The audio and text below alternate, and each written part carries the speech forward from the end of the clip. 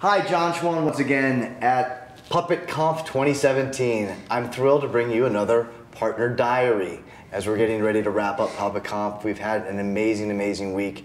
And I'm thrilled to actually introduce one of our sponsoring partners, Praecipio, and we're joined with Christopher Pepe, who will tell us a little bit about his company, and we'll go deeper into what they've learned this week and how we'll be going to market together. Welcome. Awesome. Thank you. Thanks for having me. I'm glad to be here. So yeah, Praecipio Consulting, we've been around for 10, 11 years now. We are primarily focused on process. So for the majority of our history, what we have done is use the Atlassian tools to help bring people better processes, and as Atlassian has kind of formalized their mission around teams, it's played really well into the way that we've approached problems forever. So, so for us, we're really looking to help teams communicate better, collaborate better, and we have found that set of tools has been a very effective way to do it. Now, one of the big things that we've been seeing out there is everyone is really starting to make this shift towards DevOps. Really like 5, 7 years ago, everyone was starting their agile transformation, and now it's really this big shift to DevOps. And that's where technologies like Puppet have really started to become useful for us. We found that we're getting a lot of traction, helping people actually bring automation and better processes, as well as just the added benefits that you get with, a lot of DevOps is this philosophical idea of communication, and a piece that I have kind of grabbed onto is really around kind of like blameless retrospectives and guilt in general. Of like, we should just be openly communicating, not pointing fingers and saying it's your fault.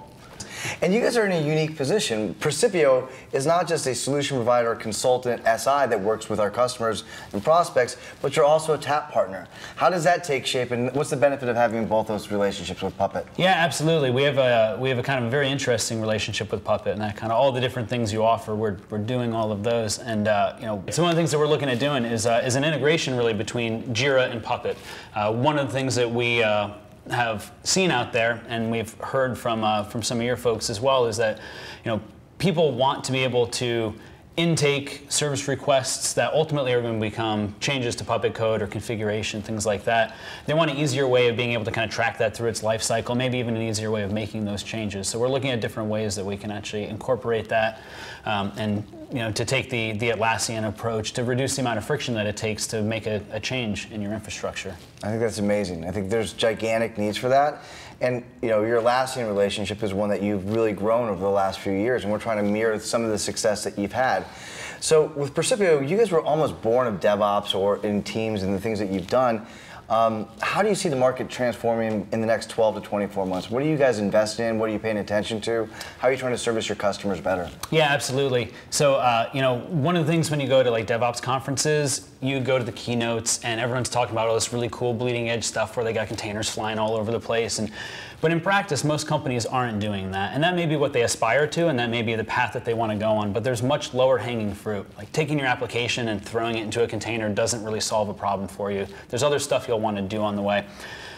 So where we're starting to see a lot more interest is people are getting a lot more serious about monitoring. They're getting a lot more serious about actually using analytics to understand all of this data that they have access to.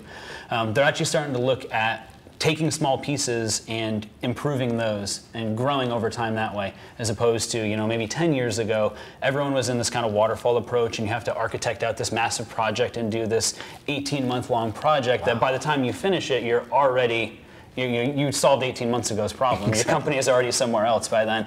And people are really starting to get that, and they're a lot more interested in shorter cycles and small increments of improvement. So it's going to be constantly changing, constantly shifting. One thing that you guys bring to the table is tremendous engineering talent. Really great consultative mindsets. But how do you approach it when you talk to a net new customer that's talking about Puppet or this pervasive journey to DevOps and how it needs to go to automation and agility? How do they get started? It seems like people have just big ideas, but that first step could be the hardest. How do you guys help solve that problem? So, thank you, first of all. We're definitely very proud of our team, so it's a nice compliment to get from Puppet.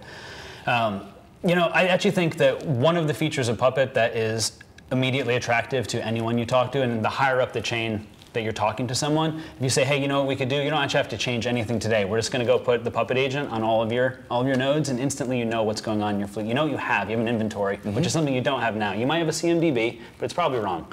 You might have configuration documentation somewhere, but it's also probably wrong. Here we can just give you, this is actually what all of your servers look like, and this is they're informing your database as opposed to us trying to mirror map what's actually out there. So that alone is actually pretty compelling, and that alone gets people pretty interested in it. And then we can start to show them just some of the things that we can do. Here's a really easy approach. Maybe we don't need to puppetize your entire application or your entire stack. We could just take. Of course you do. You need to get there, but you can't start there. Right. Because it's a pretty big jump to get to, and that's another one of those like people start thinking like, oh my God, how are we going to get there? It's going to take forever to do all this. No, let's take one small step. Let's just fix one little thing. Yeah, and then you expand, and then that's why it's the journey, right? Exactly. Thank you very much for being here. Absolutely. Thanks for having me.